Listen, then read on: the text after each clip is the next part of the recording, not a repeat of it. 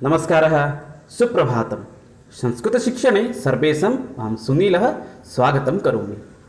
अद्य अस्माकं चर्चाविषयः अस्ति एन्.सी.आर्.टी द्वारा प्रकाशितं दशमश्रेण्याः सेमुसि पुस्तकस्य अष्टमपाठः विचित्रः साखी का अभ्यासः। अभी हम लोग डिस्कशन करेंगे एन.सी.आर.टी के द्वारा प्रकाशित सेमुसि पुस्तक का 10th क्लास के लिए जो सेमुसि पुस्तक है उस सेमुसि पुस्तक का 8th चैप्टर विचित्र साखी का अभ्यास।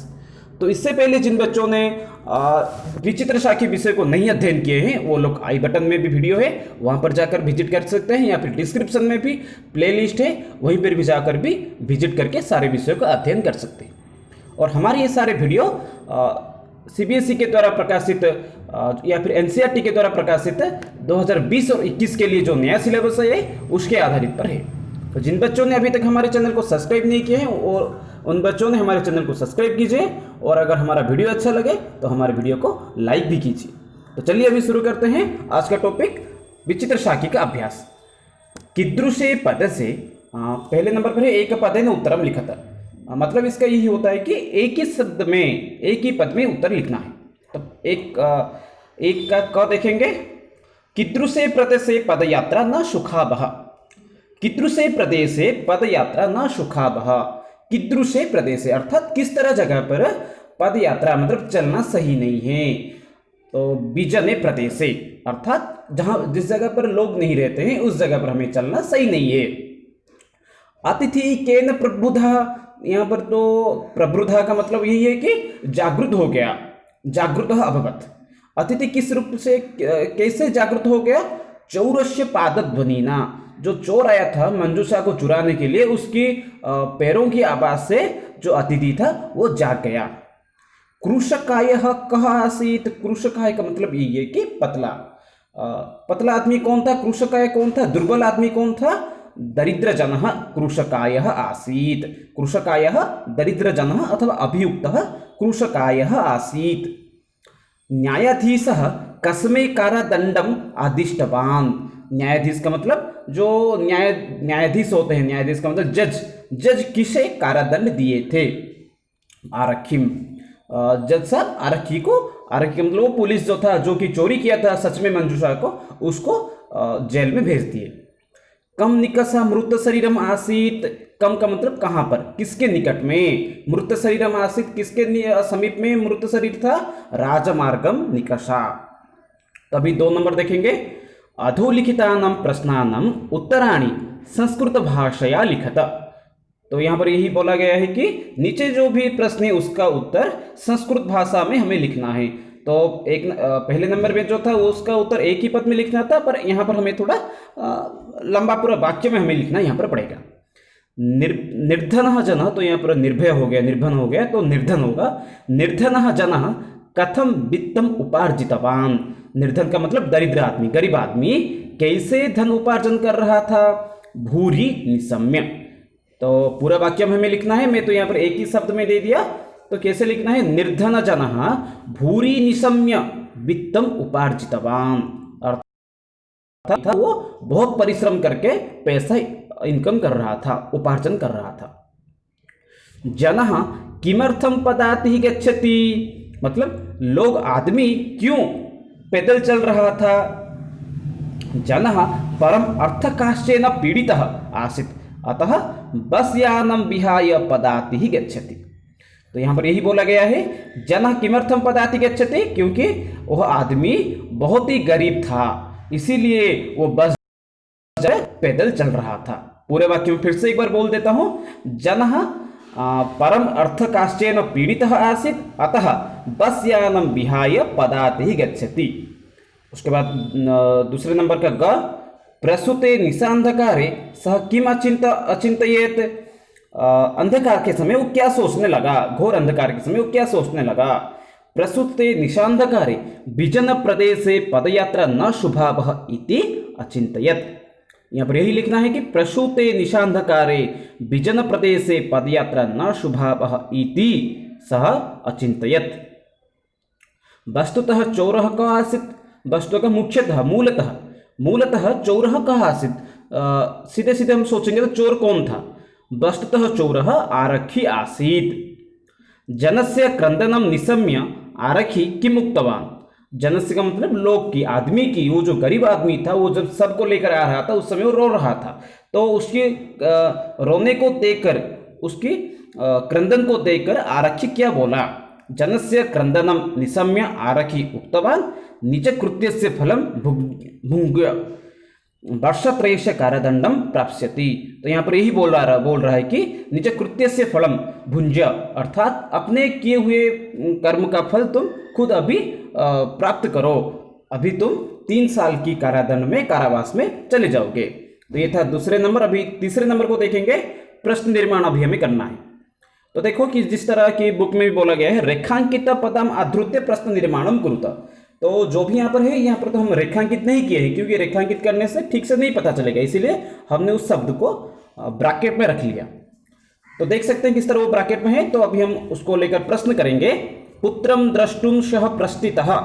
तो देखो फिर से एक बार पढ़ रहा हूं, पुत्रम, ये जो पुत्रम शब्द है उसके जगह हमें परिवर्तन करना है। तो क्या रखना है वहां पर, कम। तो क्या आएगा वाक्य में, कम द्रष्टुम सह प्रस्थितः, किसको देखने के लिए वो निकल गया। आगे, करुणा परिगृही तस्मै आश्रयम प्रायच्छन्। तो क्या दिया है, करुणा पर गृही तस्मै आश्रयम प्रायच्छत्। तो क्या दिया है, करुणा पर गृही तस्मै, यहाँ पर है तस्मै जो है चतुर्थी विभक्ति में है, तो यहाँ पर परिवर्तन क्या हो जाएगा, कस्मै। तो तस्मै की जगह हमें कस्मै सिर्फ लिखना है और कुछ नहीं करना है। आगे देखेंगे 3 नंबर का ग, चौरस्य पादध्वनिना अतिथि प्रवृद्धः। तो क्या दिया है, चौरस्य पादध्वनिना, मतलब चौरस्य, चौरस्य को अभी हम लोग चेंज करेंगे, चौरस्य का कस्य, कस्य पादध्वनिना अतिथि प्रवृद्धः। न्यायाधीशः बंकिमचंद्रः आसीत्। तो यहाँ पर शब्द है बंकिमचंद्रः, तो बंकिमचंद्र की जगह हमें क्या लिखना है, कः। न्यायाधीशः कः आसीत्, सः भारवेदनया क्रंदति स्म। भारवेदनया, तो भारवेदनया की जगह हमें क्या लिखना है, कया। ये जो कया जो है ये स्त्रीलिंग है। उभौ शबम चत्वरे स्थापित बंतो। उभौ का मतलब दोनों, शबम चत्वरे, चत्वरे का मतलब आंगन होता है, तो चत्वरे स्थापित बंतो। तो प्रश्न जब करेंगे चत्वरे की जगह हम कुत्र लिख सकते हैं, या फिर कस्मिन् स्थाने स्थापित बंतो भी हो सकता है, पर कुत्र यहाँ पर सही उत्तर है। उभौ शबम कुत्र स्थापित बंतो। आगे देखेंगे, यथा निर्देशम उत्तरत, अर्थात जैसे निर्देश दिया गया है, जैसे बोला गया है, बिल्कुल उसी तरह ही हमें लिखना है। आदेशम प्राप्य उभौ अचलताम, अत्र किम कर्तृपदम। यहाँ पर कर्तृपद क्या है, तो यहाँ पर है उभौ। यहाँ पर क्या है, कर्तापद का मतलब जो मुख्य वाड है वो कौन है, कर्ता है, तो कर्तृपद कौन है, उभौ। और यहाँ पर क्रिया जो है अचलताम क्रिया है। एतेन आरक्षिणा अध्वनिना यद उक्तम तद वर्णयामि। तो यहाँ पर क्या दिया है, अध्वनि जो शब्द है उसे अंडरलाइन कर दिया है। अत्र मार्गे इत्युक्तम किम पदम प्रयुक्तम। तो यहाँ पर यही सवाल किया गया है कि यहाँ पर जो मार्गे, रास्ते की जगह कौन से शब्द को यहाँ पर इस्तेमाल किया गया है, इस वाक्य में ऐसा कौन सा शब्द है जिसको हम मार्गे की जगह व्यवहार किया गया है। तो उत्तर है अध्वनि। यहाँ पर अध्वनि शब्द को मार्गे की जगह व्यवहार किया गया है। आगे देखते हैं, करुणा परो गृही तस्मै आश्रयम प्रायदात। तो यहाँ पर क्या दिया है, अत्र तस्मै इति सर्वनाम पदम कस्मै प्रयुक्तम। तो यहाँ पर तस्मै जो शब्द है वो शब्द किसके लिए व्यवहार किया गया है, अर्थात निर्धन जनाय, जो गरीब आदमी था उसके लिए इस शब्द को व्यवहार किया गया है। ततः असौ तौ अग्रिमदिने उपस्थातुम आदिष्टवान। तो अस्मिन् वाक्ये किम क्रियापदम, इस वाक्य में क्रियापद क्या है, तो क्या दिया है, ततौ असौ तौ अग्रिम दिन उपस्थातुम आदिष्टवान। उस समय जो बंकिम चंद्र न्यायाधीश होते हैं वो दोनों को फिर से बुलाते हैं। तो इस वाक्य में क्रियापद क्या है, तो इस वाक्य में क्रियापद आदिष्टवान है। तो समझ में आ गया सबको कि जैसे हमें प्रश्न बनाने के लिए दिया था, या फिर जो काम करने के लिए हमें जैसे क्रियापद ढूंढने के लिए हो, या फिर जैसे जैसे सवाल था उसके हिसाब से हमें यहाँ पर परिवर्तन करना पड़ेगा। अभी 5वां नंबर देखेंगे, संधि अथवा संधि विच्छेदम च कुरुत। या संधि करना है या फिर संधि विच्छेद हमें करना है। पदातिरेव, पदाति युक्त एव पदातिरेव। निशांधकारे, निशायुक्त अंधकारे निशांधकारे। 5 नंबर का जो पहला उत्तर है पदातिरेव, वो विसर्ग संधि में आता है। निशांधकारे, निशायुक्त अंधकारे निशांधकारे। अभिजुक्त आगतम अभ्यागतम, भोजन अन्ते भोजनान्ते, चोरः जुक्त अयम चोरयम, गृहजुक्त अभ्यंतरे गृहाभ्यंतरे, लीलया जुक्त एव लीलैलेव, प्रबृध अतिथि प्रबृधो अतिथि। तो ये आखिर वाला भी जो है ये भी क्या है, विसर्ग संधि का ही उदाहरण है। तो मुझे लगता है कि आप लोगों को हमारा वीडियो अच्छा लग रहा है, तो अगर अच्छा लग रहा है तो हमारे वीडियो को लाइक कीजिए। तभी अगले नंबर को देखेंगे, 6 नंबर को। अधोलिखितानि पदानि भिन्नं भिन्नं प्रत्ययांतानि सन्ति, तानि पृथक कृत्वा निर्दिष्टानां प्रत्ययानां अधः लिखत। तो देखेंगे जैसे कि बुक में वहां पर पहले कुछ दे दिया गया है प्रत्ययों को, उन प्रत्ययों को हमें ढूंढ कर लिखना है। तो इसीलिए हमने यहाँ पर क्या किए हैं कि पहले प्रत्ययों को लिख लिया और साइड में वो कौन सी प्रत्यय और ये शब्दों को इकट्ठा करके हमने लिख लिया।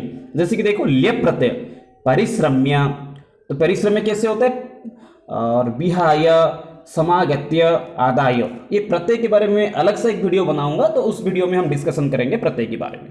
ता प्रस्थितः, प्रविष्टः, नियुक्तः, मुदितः। उसी तरह तबत प्रत्यय में आता है उपार्जितवान, पृष्ठवान, आदिष्टवान, नीतवान। तुमुन प्रत्यय में आता है दापयितुम, द्रष्टुम, क्रोशितुम, निर्णेतुम। तो फिर से एक बार देख लो, परिश्रम्य, विहाय, समागत्य, आदाय, इन चारों शब्द ल्य प्रत्यय में आते हैं। त प्रत्यय में आते हैं प्रस्थितः, प्रविष्टः, नियुक्तः, मुदितः, ये त प्रत्यय में आते हैं। बिल्कुल उसी तरह तबत प्रत्यय में आते हैं उपार्जितवान, पृष्ठवान, आदिष्टवान, नीतवान। तुमुन प्रत्यय में आते हैं दापयितुम, द्रष्टुम, क्रोशितुम, निर्णेतुम। तो ये थे 6 नंबर में प्रत्यय, या फिर हम प्रकृति प्रत्यय भी बोल सकते हैं उसे। अभी 7 नंबर को देखते हैं। अधोलिखितानि वाक्यानि बहुवचने परिवर्तयत। तो यहाँ पर यही बोला गया है कि जो नीचे जो वाक्य है उन सारे वाक्यों को बहुवचन में हमें परिवर्तन करना है। सह बसयानं विहाय पदाति एषु गंतुम निश्चयं कृतवान। तो यहाँ पर हमें क्या करना है, जब भी हमें बहुवचन में परिवर्तन करना है उस समय हमें 2 चीज को ध्यान देना है। जो कर्ता पद है, कर्तृपद है, उसे बहुवचन में करना है, और साथ में उसके साथ ही जो भी कर्ता पद है, कर्तृपद है, उसके जो बहुवचन वाले शब्द है या फिर उसका जो क्रिया है उसको भी बहुवचन करना है। अगर कर्ता बहुवचन होता है तो उसके हिसाब से क्रिया भी जो है वो भी बहुवचन होगा। तो चलिए अभी देखते हैं। पहले सवाल है कि स बसयानं विहाय पदाति एषु गंतुम निश्चयं कृतवान। स का बहुवचन है ते, और उसी तरह कृतवान का बहुवचन होता है कृतवंत, और बाकी सारे शब्द जैसे कि तैसे ही रह जाएंगे। ते बसयानं विहाय पदाति एषु गंतुम निश्चयं कृतवन्त। 7 का जो दूसरा नंबर है देखेंगे, चौरः ग्रामे नियुक्तः राजपुरुषः आसीत्। यहाँ पर कर्ता पद कौन है, चौर है, और आसीत् जो है क्रियापद है। चौरः ग्रामे नियुक्तः राजपुरुषाः आसन्। चौरः नियुक्तः राजपुरुष, ग्रामे नियुक्तः राजपुरुषाः आसन्। उसी तरह नंबर ग को देखेंगे, तीसरे नंबर को। कश्चन चौरः गृह अभ्यंतरम प्रविष्टः। कश्चन यहाँ पर क्रिया कर्ता पद है और चौर भी है कर्ता पद, उसी तरह क्रियापद यहाँ पर है प्रविष्टः। केचन चौराः गृह अभ्यंतरम प्रविष्टः। केचन चौराः, कश्चन का यहाँ पर हो जाता है केचन, चौराः गृह अभ्यंतरम प्रविष्टः। अन्यद्युः तौ न्यायालयेषु पक्षम स्थापितवन्तौ। तो यहाँ पर है तौ जो है वो कर्ता पद है और स्थापितवन्तौ क्रियापद है। तो यहाँ पर हमें परिवर्तन करना है, तौ का ते और स्थापितवन्तौ का स्थापितवन्तः। तो अभी हम आगे देखेंगे। तो 7 नंबर का जो दूसरा पार्ट है उसे भी थोड़ा डिस्कशन करेंगे। कोष्ठकेषु दत्तेषु पदेषु यथा निर्दिष्ट विभक्तिं प्रयुज्य रिक्तस्थानानि पूरयत। यहाँ पर हमें जो ब्रैकेट में जो भी शब्द दिया गया है, तो यहाँ पर जो येलो कलर के जो लिखा गया है वो सारे उत्तर है, और ग्रीन कलर में जो है वो सारे प्रश्न है। तो पहले प्रश्न में क्या दिया गया है, शह निष्क्रम्य बहिर्गच्छत्। तो यहाँ पर हमें क्या लिखना है, गृह शब्द का पंचम विभक्ति, तो क्या होता है गृहात्। बिल्कुल उसी तरह अतिथि शब्द का चतुर्थी विभक्ति अतिथये। न्यायाधीश शब्द का द्वितीय विभक्ति न्यायाधीशम। ईदम शब्द का सप्तमी विभक्ति एक वचन अस्मिन। चौरस्य मतलब क्या है कि पदध्वनि का तृतीय विभक्ति एक वचन पदध्वनिना। तो बिल्कुल इसी तरह वाक्यों को फिर से एक बार मैं पढ़ लेता हूं। सह गृहात् निष्क्रम्य बहिर्गच्छत्, गृहस्थम अतिथये आश्रयं प्रयच्छत्। तौ न्यायाधीशं प्रति प्रस्थिति अस्मिन् चोराभियोगे त्वं वर्षत्रयस्य कारादण्डं लप्स्यसे चौरस्य पादध्वनिना प्रबुद्ध अतिथिः। तो ये था आज का हमारा वीडियो। तो ये भी 7 नंबर यहाँ पर खत्म हो जाता है। और ये था आज का हमारा वीडियो एनसीईआरटी के द्वारा प्रकाशित सेमुसी पुस्तक का 8th चैप्टर का अभ्यास, विचित्र साखी का अभ्यास था। तो हमें लगता है कि आप लोगों को हमारा वीडियो अच्छा लगा होगा। अगर अच्छा लगा है तो हमारे वीडियो को लाइक कीजिए और आपके दोस्तों के साथ शेयर कीजिए। तब तक रहता हूँ, फिर मिलेंगे नेक्स्ट क्लास में। धन्यवाद।